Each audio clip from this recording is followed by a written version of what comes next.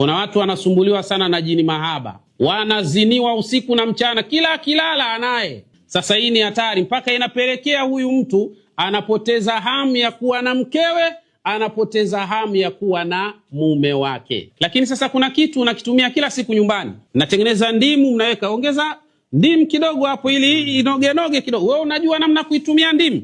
Ndimu ina uwezo wa kumuondosha shetani mahaba. Ndimu ina uwezo wa kumfukuza kabisa shaitan au jini mahaba, ambaye jini huyu mahaba ana uwezo wa kuharibu ndoa nyingi za watu. Kuna mwanamke anakuwa hana hamu kabisa na mume wake kwa sababu ya jini mahaba, na kuna mwanamume anakuwa hana hamu kabisa na mke wake kwa sababu ya jini mahaba. Na kuna mwanamume mwingine hata yule idi mwenyewe hana uwezo wa kusimama kabisa kwa sababu ya jini mahaba. Na kuna mwanamke mwingine hata ule ujauzito kutunga unakuwa haupatikani kwa sababu ya jini mahaba.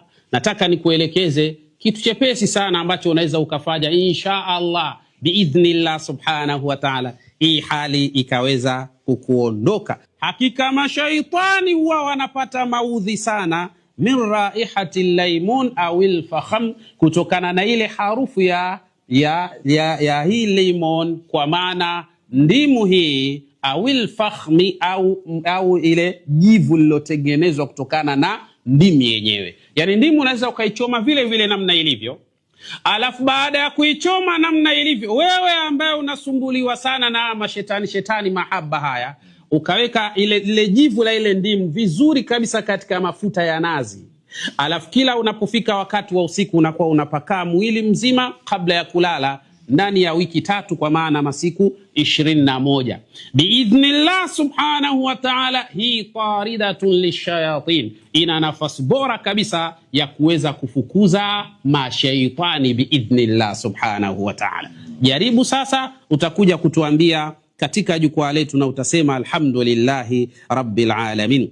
Yani hasadi zimekusibu, ukawa unaharibikiwa, hakuna unaloshika likanyooka, hakuna unalofanya likafika mwisho, hakuna mahusiano ulokuwa nayo yakawa sawa, hakuna ndoa ulokuwa nayo ikawa madhubuti. Vyote ni vitu vinayumba na kuharibika. Hakuna biashara utakayoshika wewe ikafaulu, hakuna kazi utakayoanzisha wewe ikafaulu. Basi ili mradi mambo yanakuwa hovyo, ni matokeo ya hasadi hayo, yanaweza kusababisha madhara ya hali ya namna hiyo. Mwamba anasema kwa sababu ndimu, kwa mujibu wa taaluma na tafiti zilizofanyika, zimebaini ina uwezo wa kuondosha lile joto la hasadi zilizomsibu huyu mwanadamu biidhnillah subhanahu wa ta'ala.